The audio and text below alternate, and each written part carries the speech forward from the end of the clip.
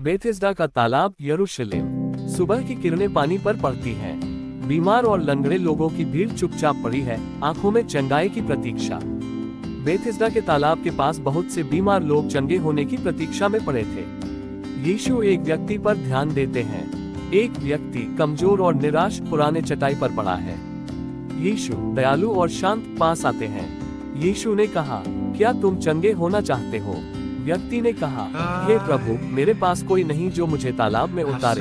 जब तक मैं पहुंचूं, कोई और मुझसे पहले उतर जाता है। जीवन का आदेश। यीशु की आंखों में अधिकार और करुणा झलकती है। यीशु ने कहा, उठो, अपनी चटाई उठाओ और चलो। तुरंत उसकी टांगों में बल आ जाता है।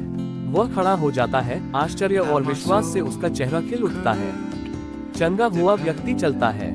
व्यक्ति अपनी चटाई बगल में दबाए मंदिर के आंगन से होकर चलता है। उसकी पहले निर्बल टांगे अब स्थिर और मजबूत हैं। लोग रुककर विस्मय से उसे देखते हैं, फुसफुसाते हैं। उसके चेहरे पर कृतज्ञता और अविश्वसनीय खुशी झलकती है। वह तुरंत चंगा हुआ और अपनी चटाई उठाकर चलने लगा। नेताओं से सामना। धार्मिक नेता कठोर चेहरे और गंभीर आंखों के साथ उस व्यक्ति को घेर लेते हैं।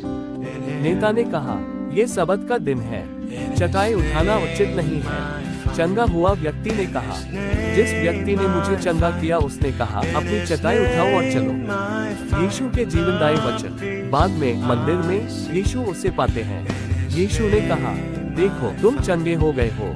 आगे पाप मत करना, ऐसा न हो कि कुछ और बुरा तुम्हारे साथ हो। भीड़ की फुसफुसाहट। यीशु आगे बढ़ते हैं। भीड़ में फुसफुसाहट गूंज रही है। धार्मिक नेता क्रोध से आपस में फुसफुसाते हैं, पर यीशु शांत अधिकार के साथ आगे बढ़ते हैं। चंगा हुआ व्यक्ति अपनी चटाई दबाए आनंद से भरा खड़ा रहता है।